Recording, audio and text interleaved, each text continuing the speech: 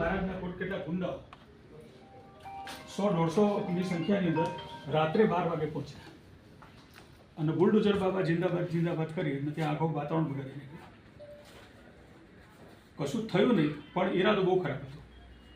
એટલે એનો વિરોધ કરવા માટે હું ગાંધીનગર લોકસભા મત વિસ્તારના ધર્મ સાંસદ તરીકે એનો વિરોધ કરું છું.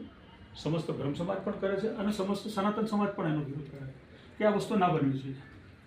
શંકરાચાર્યએ કોઈ ભૂલ કરી જ નથી. અત્યાર સુધી પેશવાઓ એમની પાલખી ઉંચકતા. ગઈ સાલ જ્યારે એમની પાલખી આપી દેજો. ક્લોઝ કરી લે ને જવા દે છે. આઈએ ચાલતી કેમ જોવા દે અધિકારી જોવા દે.